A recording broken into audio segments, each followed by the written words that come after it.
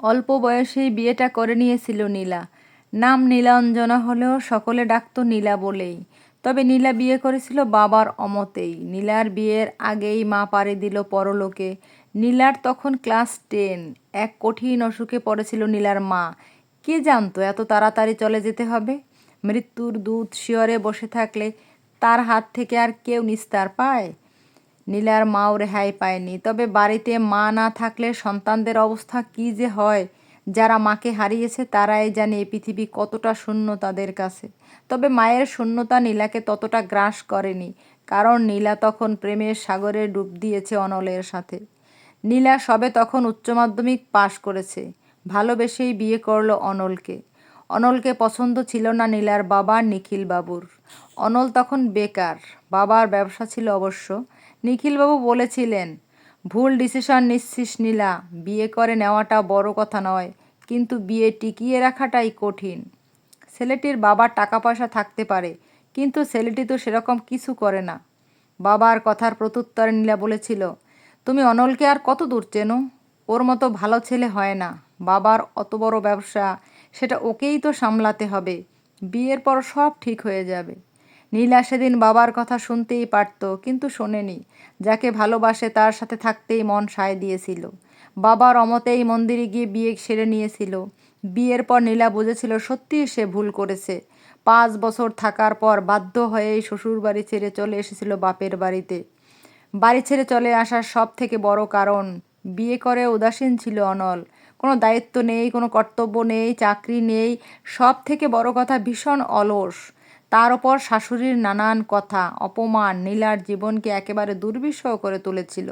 নীলা ভেবেছিল স্ত্রী হিসেবে দায়িত্ব পালন না করলেও একজন বাবা হিসেবে হয়তো নিজের সন্তানের দায়িত্ব পালন করবে, নিজেকে চেঞ্জ করে নেবে, কাজকর্মে মতিগতি আসবে।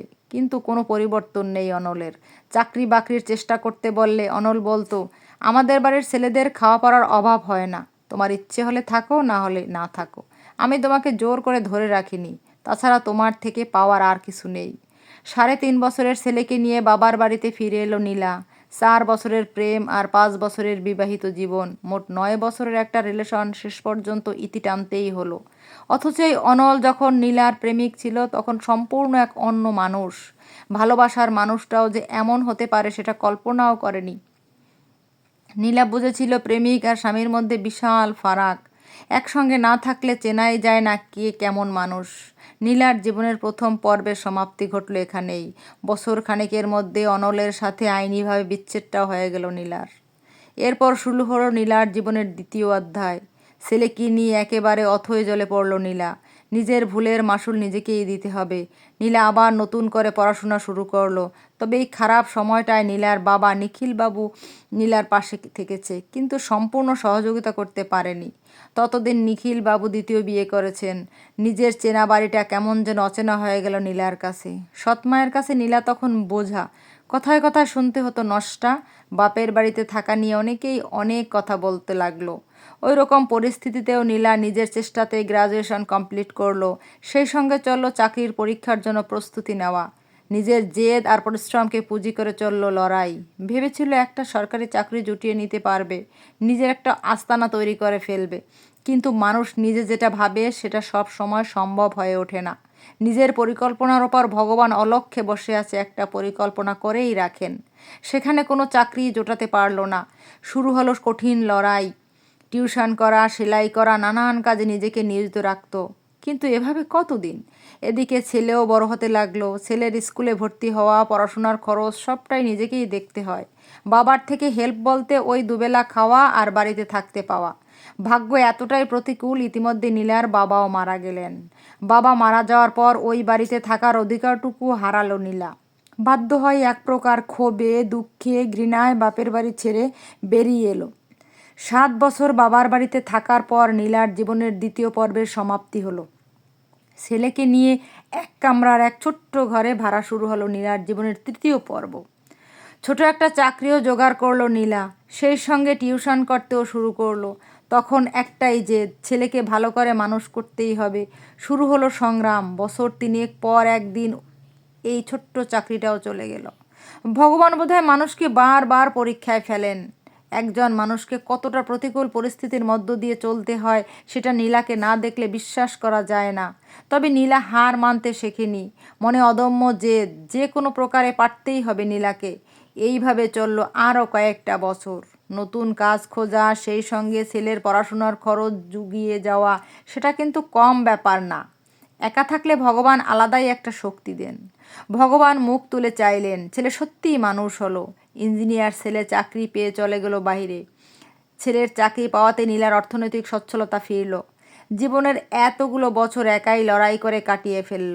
নিজের চাওয়া পাওয়ার স্বাদ জলাঞ্জলি দিয়ে একটাই লড়ে গেছে ছেলেকে মানুষ করা। এটা কি বড় প্রাপ্তি না? একেই বলে পৃথিবীর সব থেকে বড় যোদ্ধা হলো মা। এরপর শুরু হলো নীলার জীবনের চতুর্থ পর্ব। মানুষ কি শুধু খেয়ে পরেই বেঁচে থাকে? বাঁচতে গেলে লাগে ভালোবাসা আর ভালোবাসার মানুষ। একসময় নীলা তো ভালোবেসেছিল। ভালোবেসে যার হাত ধরে বাড়ি ছেড়ে গিয়েছিল, নীলা ভালোবেসেছিল সেই মানুষটার সাথেই সারা জীবন কাটাবে। কিন্তু সে সৌভাগ্য হয়নি। ছেলে চাকরি পাওয়ায় মনের দিক থেকে অনেকটা ভালো থাকতে পারলেও তবুও কেমন একটা শূন্যতা কাজ করতো। সারাদিন বাড়িতে থেকে নিজেকে ভীষণ একা লাগতো। অবশেষে জীবনে হঠাৎ করেই আগমন ঘটে স্কুল জীবনের এক বন্ধু, নাম অলোকেশ। অলোকেশ ফেসবুকে খুঁজে পায় নীলাকে। শুরু হয় কথাবার্তা। নীলা দেখতো অলোকেশ নিয়ম করে প্রতিদিন ফোন করা শুরু করলো, খোঁজ খবর নেওয়া থেকে শুরু করলো, একেবারে সুখ দুঃখের ভাগিদার হয়ে উঠল। জীবনের সমস্ত কথা নীলাও অলোকেশকে জানাতে থাকলো। ভগবান বোধহয় নীলার মনের কথা বুঝতে পেরেছিলেন। তাই হয়তো এরকম একজন মানুষকে পাঠিয়ে দিয়েছিলেন, যে মানুষটা অন্তত অনুভূতির মূল্য দিতে জানে। নীলার জীবনে নতুন করে বসন্ত এলো। দিন শেষে একজন নিজের মানুষ লাগে, যার বুকে মাথা রেখে পৃথিবীর সব দুঃখ ভুলে যাওয়া যায়। নীলা সব কথা ছেলেকে জানালো। মায়ের কথা শুনে ছেলে নিজেই বলেছিল, সত্যিই তো একজন ভালো বন্ধুর খুব প্রয়োজন। তুমি আর একাকিত্ব জীবন কাটাবে কতদিন? যার সাথে কথা বললে, যার সাথে থাকলে তুমি ভালো থাকবে, তার সাথেই তুমি সময় কাটাও। আমার কোনো আপত্তি নেই মা, বরং আমি নিজেই তোমাকে বলতাম একজন ভালো বন্ধু খোঁজো তুমি। তুমি ভালো থাকলে আমিও ভালো থাকবো। ছেলের এমন কথাতেই নীলা যেন নতুন করে স্বপ্ন দেখতে পেল। নীলার অতীতের সবটুকু জেনেও নীলার জীবনে ভালোবাসার রং লাগাতে থাকলো অলোকেশ। একদিন অলোকেশ সশরীরে হাজির হলো নীলার বাড়িতে। নীলাও বহু বছর পর একদম অন্য সাজে সাজলো। সে সাজ অবশ্য অলোকেশের জন্যই ছিল। নীল শাড়ি, চোখে কাজল, কপালে একটা খয়েরি টিপ, হালকা লিপস্টিক। নীলার মনে পড়ে যাচ্ছিল বহু বছর আগে অনলের কথা। অনলের সাথে দেখা করতে গেলে নীলা এমনি করেই সাজতো। অলোকেশ নীলাকে দেখেই বলেছিল, তুই সেই আগের মতোই সুন্দরী আছিস। সারা জীবনটা পড়ে আছে। এভাবে তোকে একা থাকতে দিতে আমি পারবো না। আমি তোকে বিয়ে করতে চাই নীলা। অলোকেশের এমন কথায় নীলা লজ্জা পেয়ে গিয়েছিল সেদিন। এতটা বয়সে এমনটাও কেউ বলে? তাছাড়া অলোকেশ তো অবিবাহিত। একজন মানুষের অতীতের সবটুকু জেনে তাকে গ্রহণ করাটাও সত্যি মহানুভবতার পরিচয় নয় কি? অনেকে ভেবেচিন্তে নীলা রাজি হয়ে গিয়েছিল অলোকেশের বিয়ে করতে। তারপর নীলার জীবনটাই বদলে দিল অলোকেশ, একদম সম্পূর্ণভাবেই। কে ভেবেছিল নীলার জীবনে এমনটা হবে? ওই যে একটা কথা আছে, ঈশ্বর সব ছক সাজিয়েই রাখেন। মানুষের হাতে কিছু নেই। অল্প বয়সী প্রেমিকাদের মতো দেখা করা, সিনেমায় যাওয়া, পার্কে বসে গল্প করা, এমন একজন মানুষকেই তো চেয়েছিল নীলা। প্রেম, ভালোবাসা এমন এক অনুভূতি, তখন তার জগতের সব কিছু সুন্দর মনে হয়। অতীতের সব দুঃখ ভুলে নতুন করে সব কিছু রঙিন হয়ে ওঠে। নীলার জীবনটা নতুন রঙে রঙিন হয়ে উঠেছিল। তবে ভালোবাসার মধ্যে এমন এক আবেগী অনুভূতি আছে, ভালোবাসার মানুষটা যখন কাছে থাকে না, তখন সেই ভালোবাসার মানুষটার কথা কাছের কোনো বন্ধুকে বলতে ইচ্ছে করবেই।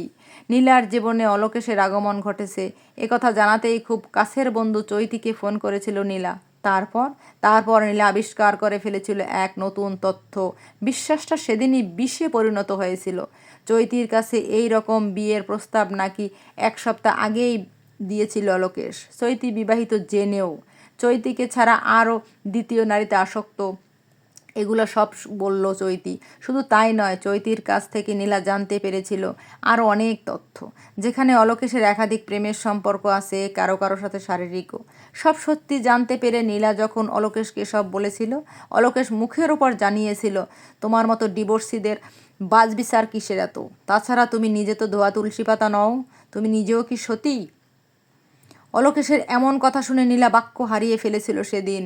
এক জীবনে নীলা দুবার খুন হয়ে গেল, একবার অলোকেশকে ভালোবেসে আর একবার অনলকে ভালোবেসে।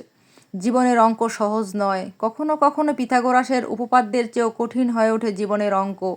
নীলা উপলব্ধি করেছিল মেয়েরা সবসময় জিততে পারে না। চারিদিকে ফাঁদ পাতা থাকে কিছু বর্বর অমানুষদের, প্রেম আর ভালোবাসার ফাঁদে জড়িয়ে দিয়ে নিজেদের কার্যসিদ্ধি করতেই চায়। কেন যে অমানুষদের মানুষের মতো দেখতে হয় কে জানে। এতটাই অমানুষ সব খুঁজে বেড়ায় সেই অসহায়, দুর্বল, অসহায়, সম্বলহীন বা ডিভোর্সি মেয়েদের। ভেবে নেয় তাদের সাথে সব ধরনের অসভ্যতা করা যেতেই পারে।